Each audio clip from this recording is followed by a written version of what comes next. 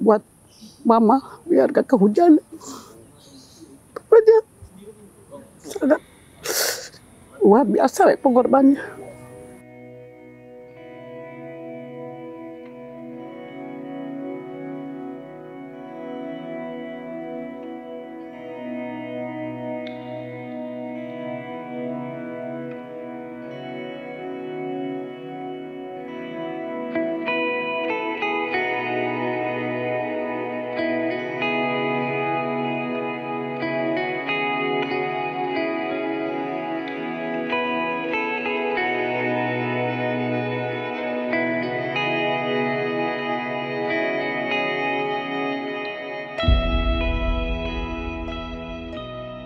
Jadi kita bakal ngobrol sedikit soal parenting, dan parenting ini tentunya kita mendatangkan beberapa narasumber.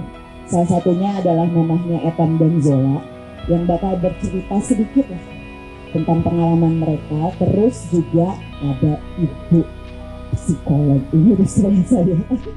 Sebenarnya kalau bakat anak itu ada yang diturunkan, ada juga yang dipelajari. Gitu. Dua-duanya. Jadi sebenarnya dua-duanya.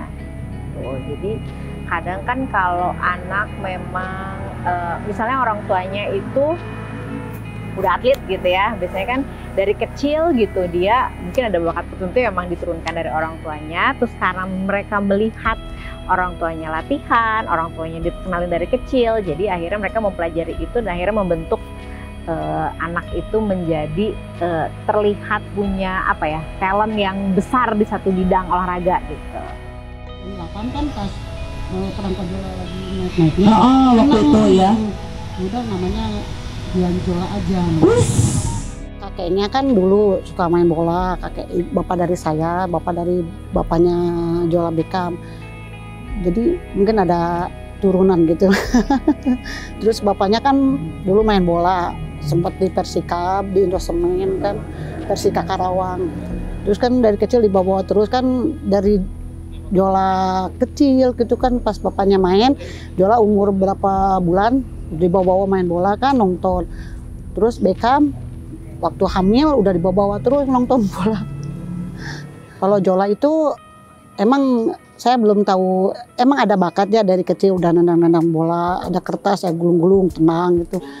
Terus tapi nggak kepikiran mau jadi pemain bola kan, pas tahunya dari tetangga-tetangga dia ikut main sama anak-anak masjid gitu. Kalau ikutan antar masjid sama anak gede-gede pada ngomong tuh itu Jola mainnya bagus, kenapa nggak dimasukin SSB? Oh gitu, bapaknya dulu belum tahu gitu, nggak pernah lihat.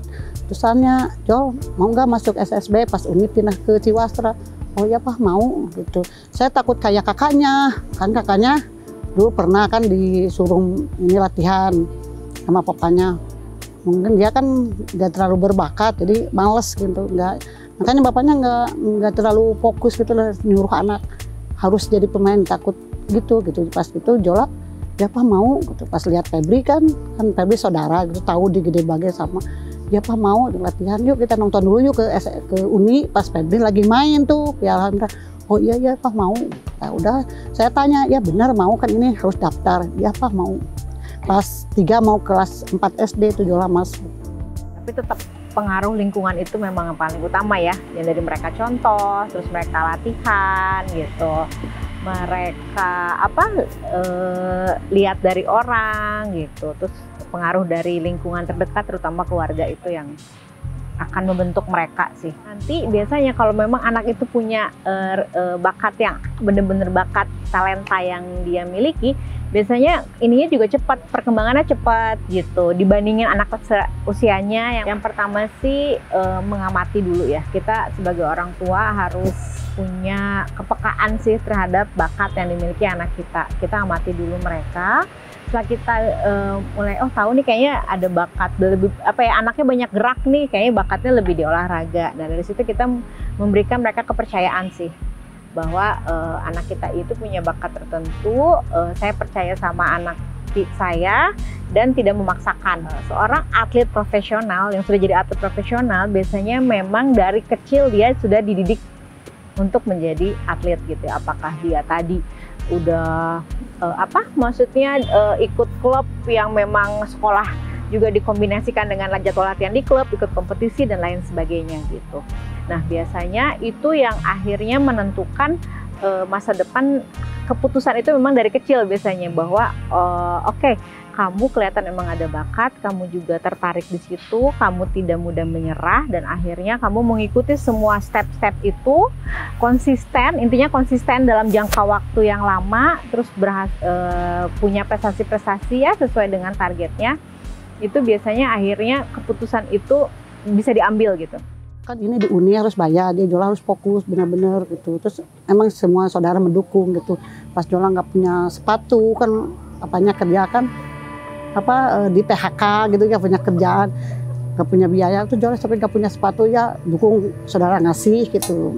Adik saya beliin sepatu. Terus turnamen itu bayarkan mama saya sampai ngadain setrika tanah. Itunya buat biaya dia turnamen ke Solo kan kasihan ya.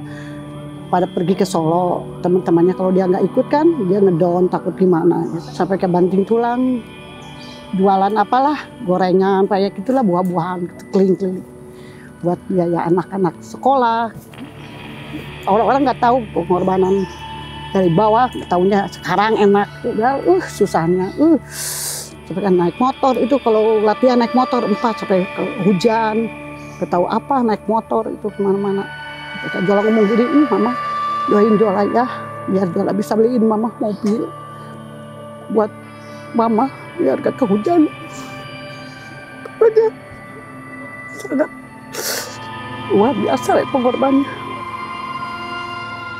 Kebetulan tidak ada yang tidak bisa hadir di sini, dia hanya menitipkan sesuatu aja dan harus disampaikan. Hai Ma, baru kemarin kita ketemu. Harusnya Etam bisa ngetuk kamar mama dan ngobrol lebih lama.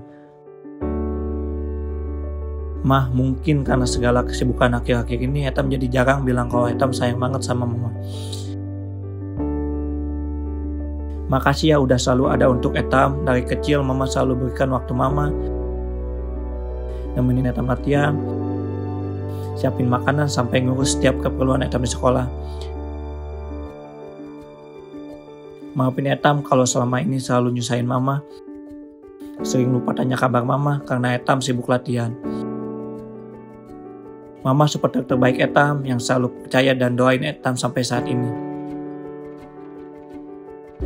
Mimpi yang Etam raih adalah karena mama. Makasih Ma untuk segalanya. Tanpa mama Etam bukan siapa-siapa. Selamat Hari Ibu untuk mamaku tersayang. I love you, Ma. Sebetulnya kita ingin menghadirkan Etam secara langsung di sini, tapi karena memang dia ada kegiatan yang harus dilakukan dan dia juga sangat sadar bahwa dia ini banyak kesibukan yang akhirnya bikin dia sedikit jauh dari ibunya mungkin ya. Tapi dia nggak pernah lupa ternyata bahwa supporter terbaiknya adalah ibunya sendiri. Oke, ada Etam di sana. Hai. Ya palingnya terima kasih maksudnya buat mama bisain backup sampai saat ini bisa jadi pemain yang profesional dan bisa dibanggain keluarga dan khususnya buat keluarga dan bobotos semua juga. Alhamdulillah bisa support dari kecil bisa ngantar sampai sekarang bisa sampai kayak gini, buat mama bisa jadi perjuangan besar bagi karir Beckham ke depannya. Alhamdulillah dua-duanya udah rumah. Sekarang lagi mau beli rumah. Tapi dia kan apa-apa suka dua-duanya ya konsultasi dulu sama ibu kalau mau beli ini, mah aku mau beli ini boleh kah? Ya boleh kan, itu uang kalian, mama nggak akan ini. Segitu juga mama udah bangga kan, mama dia udah bisa beli sendiri apa-apa gitu, nggak nyusahin mama kan. Mama sama apa boro-boro ngasih yang itu kan buat hidup aja, mama nggak mampu lah gitu.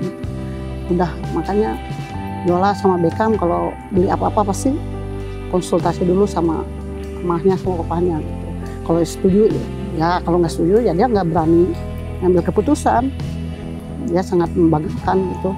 Terus kalau ini diutamakan ya mama papanya. Kalau ada rezeki dia suka, mah ini ada rezeki bagikan ke anak yatim, ke janda, ke fakir miskin. Sebelum dia memakainya. Jadi dulu itu aja, itu diterapkan. Emang dia sendiri, nggak pernah saya kasih tahu. Mungkin dia udah ngerti itu, ya, membagi rezeki. Yang mengambil keputusan itu anaknya sendiri, Saya lihat sih dua-duanya ya. Kalau anaknya memang belum usia dewasa, berarti tetap dua-duanya. Karena kalau hanya anaknya aja, orang tua yang nggak dukung susah juga dia gitu. Atau misalnya orang tua maksain aja, anaknya sebenarnya nggak terlalu pengen, ya susah juga, harus dua-duanya. Kecuali nanti kalau udah di atas 17 tahun, udah mulai masuk ke usia dewasa, si anak udah bisa mengambil keputusan sendiri gitu. Misalnya, oke, dia udah beres nih junior, gimana mau lanjut nggak ke tim senior? Nah, dia udah bisa ambil keputusan ini. Udah, saya lanjut aja untuk masuk seleksi tim senior gitu. Dalam satu keluarga itu ya memang harus ada penyamaan visi dan misi gitu. Ya, jadi dari ayah dan ibu itu harus satu visi misi dulu terkait banyak hal ya, nggak hanya urusan anak gitu. Ya memang ayah ibu dulu nih yang harus punya satu suara dulu gitu, yang harus diskusi bareng dulu gitu. Nggak bisa yang dari anak nggak bisa hanya salah satu pihak gitu. Ya harus memang kepala ayah ibu dulu satu suara, baru mereka akhirnya bisa memberikan dukungan 100%-nya buat anaknya. Jadi komunikasi sih. Komunikasi di awal, di tengah, atau di akhir? Terus ada. Di awal, di tengah, di akhir harus selalu ada komunikasi dan tujuan yang sama.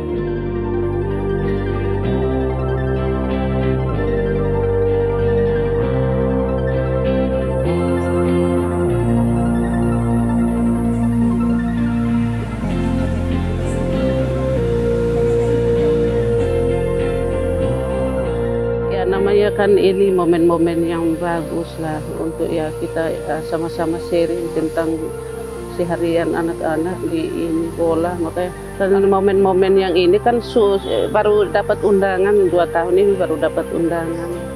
Iya. Dapat manfaatnya dari. Iya. Kayak dia biar dia juga kita pulang juga bisa arahin dia juga kan ada pemahamannya. Ya kadang-kadang mungkin kita orang tua ya ragu lah, ya kita nggak ikut sampai lapangan lihat anaknya cara mainnya gimana. Kadang-kadang mungkin kita orang tua khawatir bapaknya kerja dia pergi sendiri ya, istilahnya nggak ada yang dikontrol permainannya gimana ya, kita nggak tahu lah.